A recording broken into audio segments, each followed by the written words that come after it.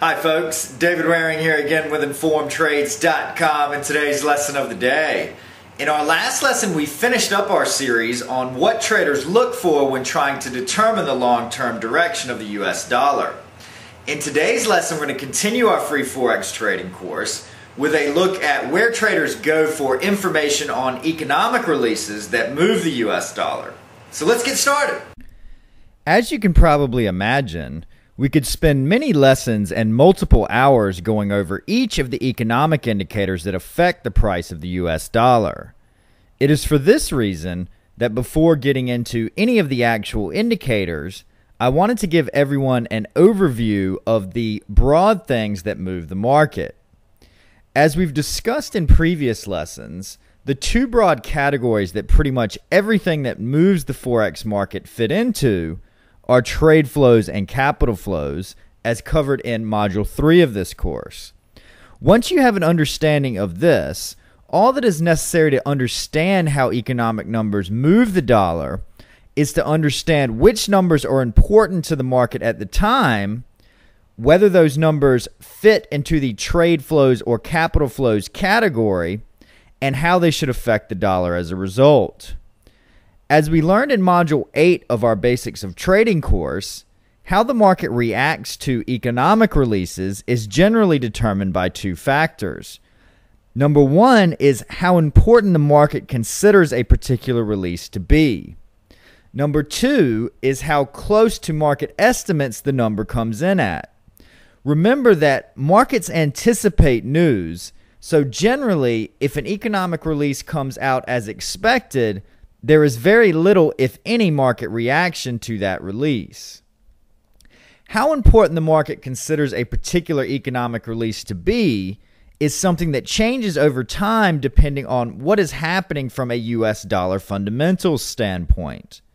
If there are worries that the US economy is going into recession, then the market is going to be extra sensitive to any numbers, such as non-farm payrolls and consumer spending, which may provide early warning signs that this is the case.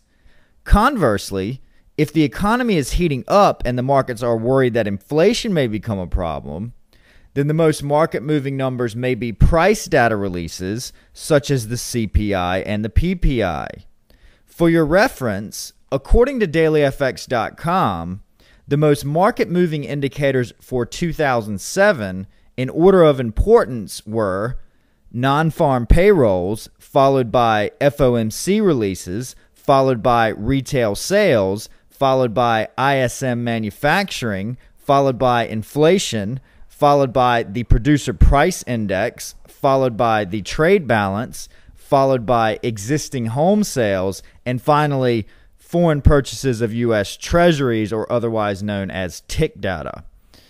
We've discussed most of these indicators already, and for those for which we have not, a quick Google search and a review of the indicator in the context of whether it fits into the trade flows or capital flows category should answer the question of why it moves the market.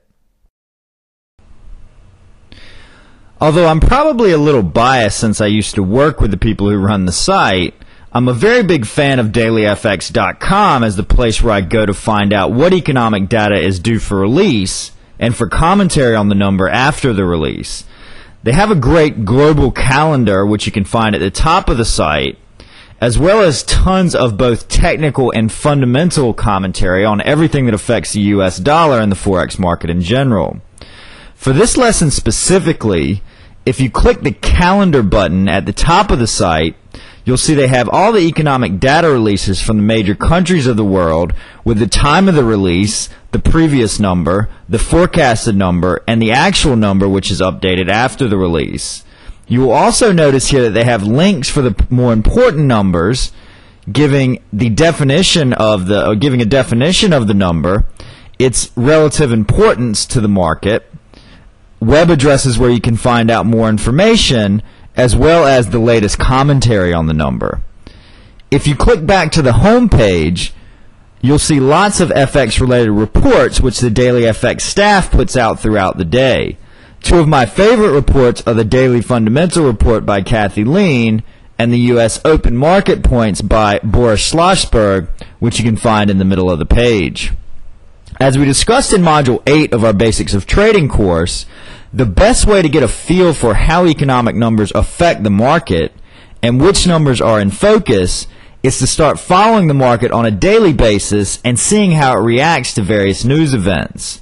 As this is the case, I highly recommend following the commentary on dailyfx.com as well as the Forex commentary on informtrades.com and start putting your analysis to practice on your real-time demo accounts. If you've not done so already, I encourage you to register for a free real-time demo account, which will allow you to trade the market in real time with $50,000 in virtual cash. I've included a link above this video where you can do so if you've not done so already. That's our lesson for today, and that wraps up our discussion on the US dollar. In our next lesson, we're going to look at the next most traded currency in the world, the euro. So we hope to see you in that lesson. As always, if you have any questions or comments, please feel free to leave them in the comment section below. And good luck with your trading.